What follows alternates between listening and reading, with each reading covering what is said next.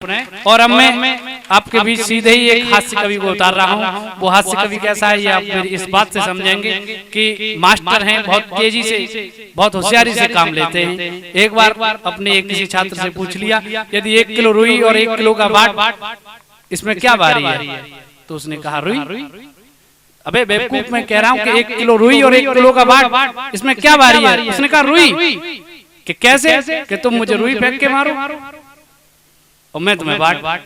तो वहां इनकी चालाकी फेल हो गई। फिर उन्होंने पूछा कि भारत का राष्ट्रीय पक्षी क्या है? उसका बच्चे ने जवाब दिया हाथी। इन्होंने कहा राष्ट्रीय पक्षी क्या है? उसने कहा हाथी। कि तुम्हारे पिताजी क्या करते हैं? कि दाऊद की गैंग में शूटर हैं। इन्होंने कहा जवाब बिल्कुल सही है। अब कल परसों की एक बात है, अभी कोरोना का जो समय चला तो सरकारी मास्टरों की, प्राइवेटों की तमाम ड्यूटियां तमाम तरह से लगा दी। कोई मास्क ना लगाए, कोई कुछ ना करे। ऐसे ही शादी विवाहों पे प्रतिबंध लगा कि 50 आदमी से ज्यादा नहीं आने चाहिए, 100 आदमी से ज्यादा नहीं आना चाहिए। पंडा जी को एक आदत पड़ गई, ये डेली दावत खाने की फिराक में रहे। तो एक उसमें पहुंच गए दावत खाने। वहां वैसे तो सब जगह अपना काम निकाल के लाए, लेकिन एक जगह ने किसी ने पकड़ लिया। पूछा कि आप किधर से हैं? कि घर से या बाहर से, घराती हो या बराती हो, कि क्या हो? अब ये बड़ा सोच में कि क्या कहूं, अभी पकड़ जाऊंगा, दोनों ही बातें हैं। तो इन्होंने कहा ना मैं घराती हूं ना बराती हूं, मैं मास्टर हूं और ये चेक कर रहा हूं कि दावत में कितने आदमी आए हुए हैं। तो ऐसी इनकी चालकारियां हैं दावत खाने की भी, और तमाम चालकारियां दिखाते रहते हैं। एक बार इनके सम्मान में जोरदार तालियां बजाइए। ऐसा चतुर चालाक कवि उजानी से अभी हमारे बीच आया है भाई पंकज पंडा, उनके सम्मान में एक बार जोरदार तालियां। और सीधे आपके बीच माइक।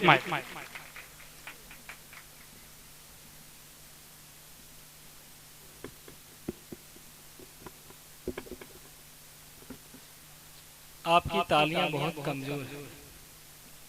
आपने सुना होगा कि कोई जब मकान बनाया जाता है तो उसकी नींव मजबूत रखी जाती है। बिल्कुल।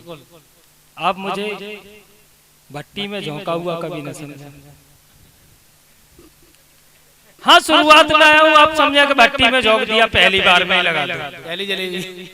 कभी सम्मेलन की नींव बिल्कुल 1 नंबर का कवि, तभी तो 1 नंबर को बुलाया है।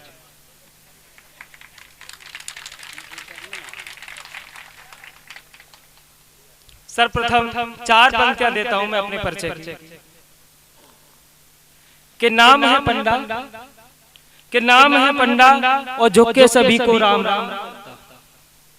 नाम है पंडा और झुके सभी को राम राम करता हूं, और शौक से कविता और पेशे से अध्यापन काम करता हूं।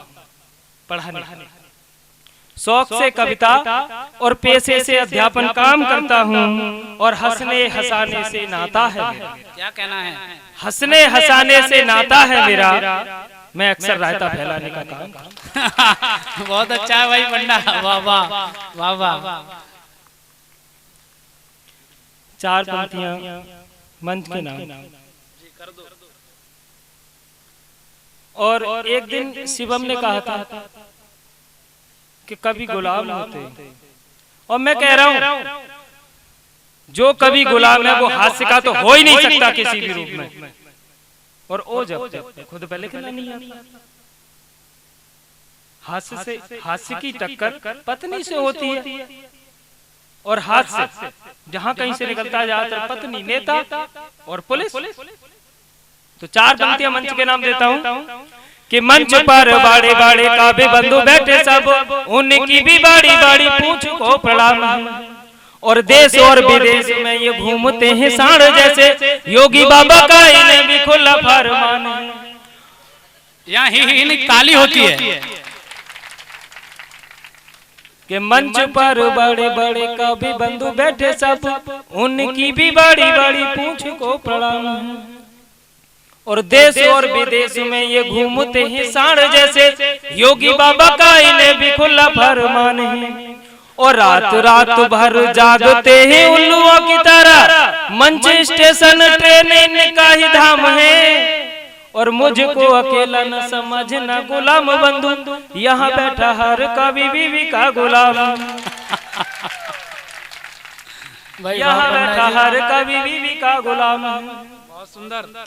अभी वो हो जाएंगे वो हो जाएंगे।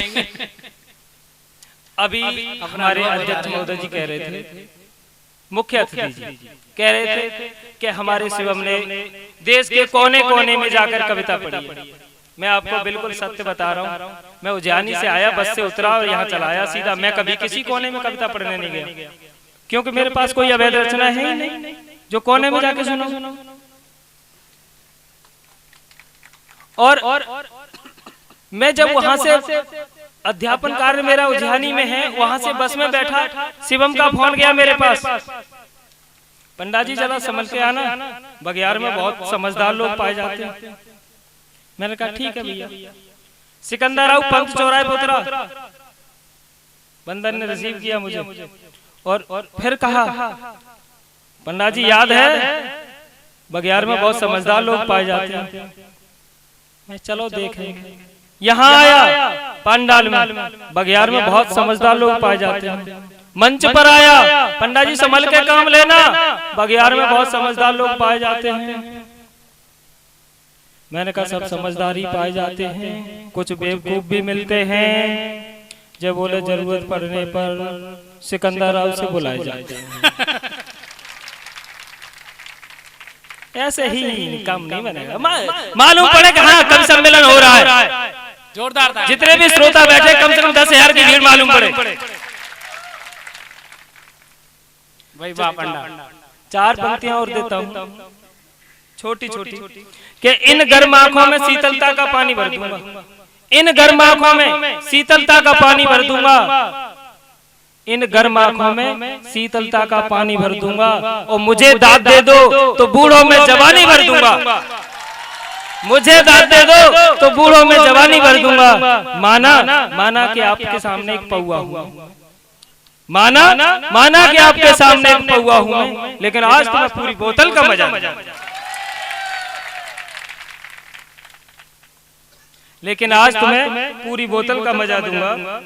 और 4 पंक्तियां और देता हूँ। आजकल देखिए पढ़े लिखे लोग हैं सभी, लेकिन मैं लिखा पढ़ा हूँ, पहले लिखता था फिर पढ़ना सीखा। जी भाई। रुमाल रखते हैं, अपनी पोंछेंगे अपनी जेब में, इसे कहते हैं मोदी जी का स्वच्छता अभियान। इस पर 4 पंक्तियां सुनिए कि खुद ही सवालों का जवाब जिन्हें पता नहीं, उनके भी टेढ़े से सवाल देख लीजिए, कि खुद ही सवालों के जवाब जिन्हें पता नहीं, उनके भी टेढ़े से सवाल देख लीजिए, और नाक पोंछने का यार जिनको सलीका नहीं, उनके भी हाथों में रुमाल देख लीजिए, कि उनके भी हाथों में रुमाल देख लीजिए।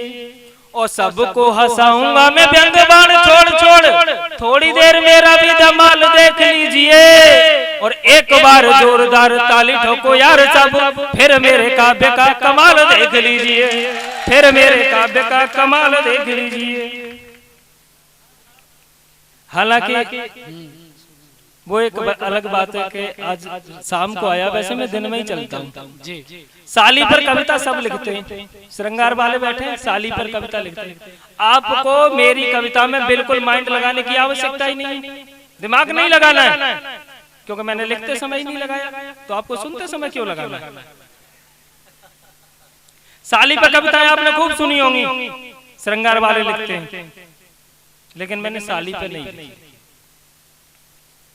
4 पंक्तियां सुना रहा हूं आपको साले की, कि साले गप्पी मिल गए बिना वजह की खाज, साले गप्पी मिल गए बिना वजह की खाज, और ससुर श्री भी लगते हैं खूब गपोड़ेबाज, खूब गपोड़ेबाज गपोड़े रोज सुनाते, और साली सलहज समक्ष सास से हाँ करवाते। क्या कहना, साली सलहज समक्ष सास से हाँ करवाते, और कहते पंडा आज के घर में झूठ के जाले, और हवा हवाई बात कागजी मेरे साले। क्या कहना है भाई, हवा हवाई बात कागजी मेरे साले। और देखिए आपके यहाँ पे एक आचार्य जी आए हुए हैं पहले से, वो एक अलग बात है, उनसे मेरा रिश्ता क्या है। आदरणीय सुखवीर जी आपके भाई साहब हैं, मेरे भैया हैं, हालांकि रिश्ता और भी है उनसे, लेकिन बताऊंगा नहीं तो आप समझ जाएंगे। जी मेरे पीछे ही बैठे हुए हैं उन्होंने, आपने जितना कहा था ना उतना नहीं बोला, मैं बोल रहा हूँ। जी स्वागत है आपका। हाँ, क्योंकि पेमेंट तो आपसे ही लेना है।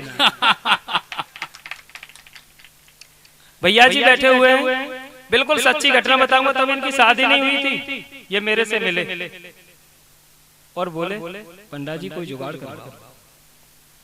मैंने कहा जुगाड़ कैसी?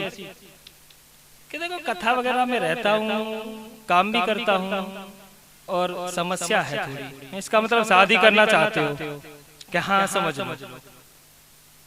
मैंने कहा आज के जमाने में दो ही चीज सच्चे हैं, एक तो दादागिरी, एक बाबागिरी। ये बोले आचार्य हूँ, दादागिरी जमेगी नहीं तो बाबागिरी ठीक। आदरणीय बाबा जी बैठे हुए, मैंने ऐसे बाबा बता दिया। ये पहुंचे कि बाबा मेरे ऊपर कृपा करो। बाबा बोले बता बच्चा क्या परेशानी है? कि मेरे छोरा छोरी नहीं हो रहे। बाबा जी ने क्या किया, अपने पास से 4 फूल उठा के दे दिए। डायरेक्ट शादी के बाद या पहले? शादी से पहले बाबा जी ने 4 फूल उठा के दे दिए। इन्होंने बहुत तेज माइंड, इन्होंने क्या किया, 4 फूल लेने के बाद बोले बाबा जी ये तो बहुत कम है। बाबा जी ने कहा चल रेपुटेशन डाउन मत कर, 3 नीचे से उठा। कितने हो गए? 7। 7 महीने में खुशखबरी आएगी। अब फूल लेने के बाद अब ये बाबा जी से कहने लगे बाबा जी अभी तक तो मेरी शादी भी नहीं हुई है। अब बाबा जी को गुस्सा आया, तो बाबा जी ने पंक्तियों के माध्यम से इन्हें क्या जवाब दिया? क्या क्यों इफेक्ट में साइड इफेक्ट कर रहा है? क्यों इफेक्ट में साइड इफेक्ट कर रहा है? और तेरे प्लाट के ठिकाने नहीं बालकनी की डिजाइन सिलेक्ट कर रहा है? अरे तेरे प्लाट के ठिकाने नहीं बालकनी की डिजाइन सिलेक्ट कर रहा है। अजी बाप के दलदल में खुद धस रहा है और मुझे भी धसा रहा है, और तेरा बैंक बैलेंस 0 फोगटी एटीएम मशीन में कार्ड फंसा रहा है। भाई वाह पंडा जी, देखिए ये प्रतिभा आपके भाई साहब में ही होनी चाहिए। यहाँ से मुझे घर भी जाना है, वो एक अलग बात है। इनकी सच्चाई कह दी तो अंतिम 4 पंक्तियों से मैं अपनी सच्चाई कहता हूँ और विदा लेता हूँ आपसे। और मैंने अगली 4 पंक्तियों में आपकी अपनी और इस पूरे समाज की सच्चाई कह दी हो तो अंतिम बार जोरदार तालियां। हाँ मालूम पड़ेगा कब सम्मेलन हो रहा है। एडवांस पेमेंट मांगते हैं कि पेट्रोल डीजल के दाम छुए आसमान, किसानों को खेतों की भराई मार डालेगी। कि पेट्रोल डीजल के दाम छुए आसमान, किसानों को खेतों की भराई मार डालेगी। और किताबों का बच्चों से वजन 2 गुना हुआ जी, लगता है बच्चों को पढ़ाई मार डालेगी। और इन गोरी गोरी गोरियों के चक्कर में ना पड़ो जी, लंबे लंबे बालों की लंबाई मार डालेगी। और कपड़े भी धोता हूँ मैं, बर्तन भी मांजता हूँ, और कविता ही करूँ तो लुगाई मार डालेगी।